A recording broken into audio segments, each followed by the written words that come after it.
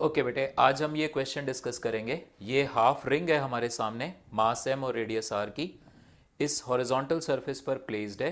इस पोजीशन से हम इसको रिलीज करने जा रहे हैं। आपको बताना है कि इस ग्राउंड और इस रिंग के बीच म्यू पे क्या कंडीशन होनी चाहिए, सो दैट ठीक इस वक्त जब हमने इस रिंग को इस पोजीशन से रिलीज किया तो इस वक्त बस ये स्लिप ना करे। थोड़ी देर के बाद स्लिप करती है वो प्रॉब्लम नहीं है, मतलब जैसे ही हमने इसको रिलीज किया, इसका जो ये पॉइंट है इस वक्त ए, जो लोएस्ट पॉइंट है, ये ग्राउंड पे स्किड ना करे। आप खुद ही सोचो कि अगर ये बिल्कुल सरफेस स्मूथ होता तो इन दैट केस इस रिंग के इस लोएस्ट पॉइंट ए ने स्किड कर जाना था। इन दैट केस अगर ये सरफेस पूरा स्मूथ होता तो इस रिंग का जो सेंटर ऑफ मास यहां पर होता है ना, और ये डिस्टेंस होता है 2r/पाई, दिस इज 2r/पाई। अगर ये ग्राउंड पूरी तरह से स्मूथ होता तो फिर इस रिंग का सेंटर ऑफ मास वर्टिकली खाली नीचे की ओर गिरता। सो हमें बताना है ये condition on mu, so that ठीक इस वक्त ये रिंग स्लिप ना करे। थोड़ी देर के बाद मान लो इस वक्त स्लिप ना हुई, ये ऐसे जाना शुरू करेगी, थोड़ी देर के बाद स्लिप कर जाए, वो हमारे क्वेश्चन का पार्ट नहीं है। इस वक्त स्लिप नहीं होनी चाहिए। ठीक है, तो आप इस क्वेश्चन को ट्राई करो एंड देन देखते हैं आपने कैसे सोचा और मैं एग्जैक्टली कैसे डिस्कस कर रहा हूं। तो एनालाइज करते हैं इस वक्त इस रिंग पर क्या क्या फोर्सेस लग रहे हैं। यहां से इसका वेट एक्ट कर रहा होगा, दैट इज mg। यहां से इस कांटेक्ट पॉइंट ए से नॉर्मल फोर्स आ रहा होगा इस पे n। और अगर ये रिंग स्लिप नहीं कर रही तो फिर ये पॉइंट ए पर ग्राउंड से, क्योंकि ये तो बहुत क्लियर है कि पॉइंट ए आगे की ओर फिसलना चाहता है, हम मान के चल रहे हैं ये स्लिप नहीं कर रहा, तो इसका मतलब ए पॉइंट पर ग्राउंड से फ्रिक्शन फोर्स ऐसे आ रहा होगा, स्टैटिक एफ। ये तीन फोर्सेस इस ऑब्जेक्ट पे एक्ट कर रहे हैं। तो पहले इसका जरा ट्रांसलेटरी मोशन डिस्कस करें। तो जब हम किसी भी ऑब्जेक्ट का ट्रांसलेशनल मोशन डिस्कस करते हैं, we simply treat it as a particle. ठीक है, इस पार्टिकल पे एक फोर्स आ गया ऐसे नीचे की ओर mg, नॉर्मल फोर्स आ गया n ऊपर की ओर, और ये आ गया स्टैटिक फ्रिक्शन फोर्स f। ठीक है, कभी भी आपसे कहा जाए भाई साहब इस ऑब्जेक्ट का आप ट्रांसलेशनल मोशन डिस्कस करो, मतलब आप उस पूरे ऑब्जेक्ट को एक पार्टिकल ट्रीट करो, मतलब आप उस ऑब्जेक्ट के सेंटर ऑफ मास का एक्सेलरेशन ढूंढ रहे हो। तो इस तरह से ट्रीट किया। सेंटर ऑफ मास का एक्सेलरेशन इस डायरेक्शन में है, मान लो A H, H is horizontal, और वर्टिकल डायरेक्शन में है ए वी।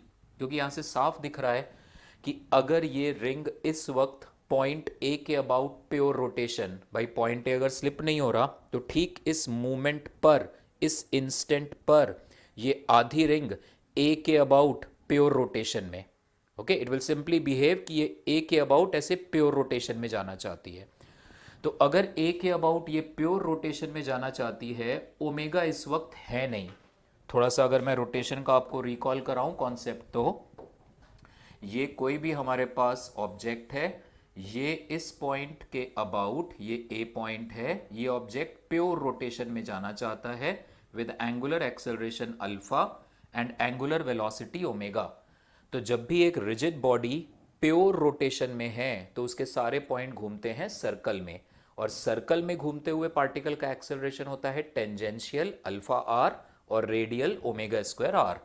तो अगर इसका मैं कोई भी ये पॉइंट कंसीडर करूं जो एक्सिस से आर दूर है, तो इसका एक्सेलरेशन इधर की ओर आना चाहिए अल्फा आर, और सेंटर की तरफ एक्सिस की तरफ आना चाहिए ओमेगा स्क्वायर आर।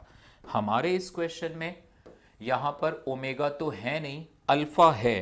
तो इसलिए इस पॉइंट ए के रिस्पेक्ट में जब ये बॉडी ऐसे घूमेगी with N angular acceleration alpha, तो सेंटर ऑफ मास का एक्सेलरेशन इधर आएगा, दैट इज अल्फा टाइम्स, इस डिस्टेंस को मैं z मान लेता हूं, ये a है, ये सेंटर ऑफ मास c, और ये रिंग के कर्वेचर सेंटर o।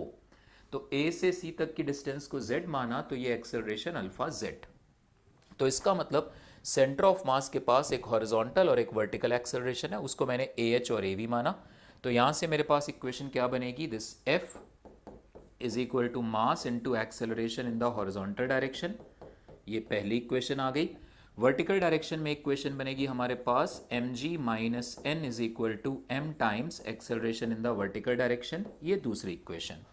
तो बहुत सिंपल क्वेश्चन है, मतलब कॉन्सेप्चुअली अगर आप इस लेवल तक सोच सकते हो तो आपने सेंटर ऑफ मास के एक्सेलरेशन को दो डिफरेंट वेज में ढूंढना है। एक हमने सेंटर ऑफ मास के एक्सेलरेशन को ट्रांसलेशनल मोशन डिस्कस करके ढूंढा, दूसरा हम रोटेटरी मोशन।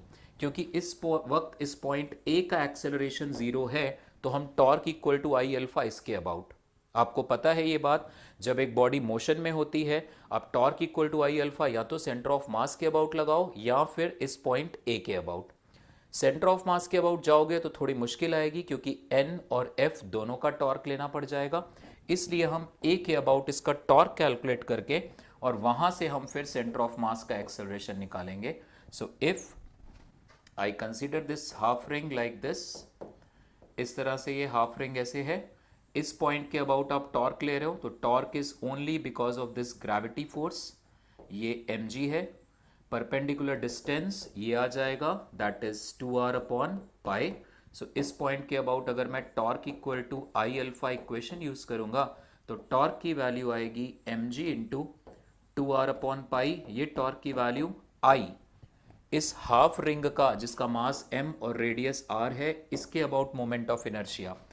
अगर ये पूरी रिंग होती, ठीक है, आधी रिंग का मास m है तो इसका मास m, इसका भी मास m, टोटल रिंग का मास आ जाता 2m। इस एक्सिस के about moment of inertia ring का होता है mr स्क्वायर, m की वैल्यू 2m है यहाँ पे, तो इस पूरी रिंग का मोमेंट ऑफ इनर्शिया इसके अबाउट आता 2mr स्क्वायर।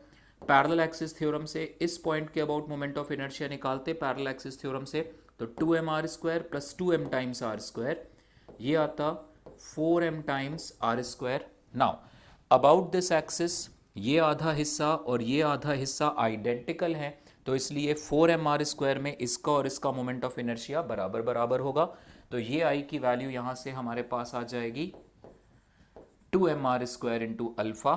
इसको सॉल्व करते हैं थोड़ा सा, मास कैंसिल, r इज कैंसल्ड, तो यहां से 2 भी कैंसिल, तो अल्फा की वैल्यू मेरे पास आ रही है g अपॉन पाई r, ये अल्फा की वैल्यू आ गई।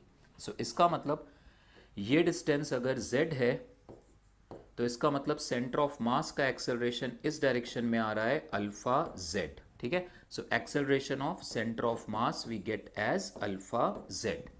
ये वाला एंगल अगर थीटा है तो फिर ये 90 है, ये आएगा 90 माइनस थीटा। यहाँ पे अगर मैं हॉरिजॉन्टल लाइन ड्रॉ करूँ, ये एंगल 90 डिग्री है, ये 90 माइनस थीटा, ये 90, तो आप चेक करो ये वाला एंगल आएगा थीटा। यानी सेंटर ऑफ मास का हॉरिजॉन्टल डायरेक्शन में एक्सेलरेशन ये आ रहा है हमारे पास alpha Z cos theta, alpha times इस राइट एंगल ट्रायंगल को अगर आप देखो तो जेड कॉस थीटा की वैल्यू है आर, तो सेंटर ऑफ मास का हॉरिजॉन्टल एक्सेलरेशन आ रहा है अल्फा आर की वैल्यू आ रही है जी अपॉन पाई, और सेंटर ऑफ मास का वर्टिकल डायरेक्शन में जो एक्सेलरेशन आ रहा है वो आएगा अल्फा जेड साइन थीटा। यहां से आप चेक करो, alpha Z cos theta, alpha z sine theta. तो सेंटर ऑफ मास का वर्टिकल डायरेक्शन में एक्सेलरेशन है अल्फा, और जेड साइन थीटा की वैल्यू यहां से देखो देखे तो आप, this is 2r by pi, so this is z sine theta equals 2r by पाई।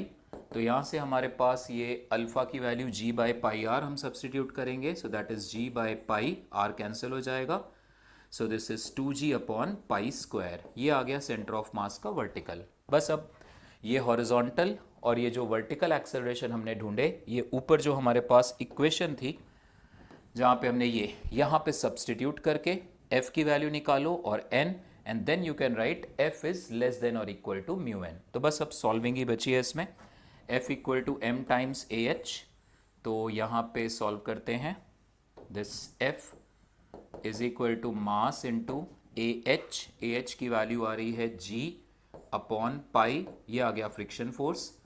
दूसरी इक्वेशन थी mg minus n is m times acceleration in the vertical direction, that is 2g upon pi square. तो यहां से हमारे पास normal force की value आ गई mg common 1 minus 2 upon pi square, ये नॉर्मल फोर्स आ गया, ये f आ गया। Now f must be less than or equal to mu n, तो यहां से कंडीशन आ जाएगी, f की वैल्यू आ रही है mg upon pi, this must be less than or equal to mu times n की वैल्यू आ रही है mg times 1 minus 2 upon pi square, so ये M G cancel, so mu should be greater than or equal to 1 upon pi into 1 minus 2 upon pi square. ये हमारा final answer है। अगर इस रिंग और ग्राउंड के बीच म्यू की value इस वैल्यू से ज़्यादा है, देन दिस रिंग इस वक्त तो स्लिप नहीं करेगी, थोड़ी देर के बाद we have to think some other time. I will bring question based on that, जहाँ पे हम एक जनरल इंस्टेंट पे इसको एनालाइज करके देखेंगे। ठीक है बेटे।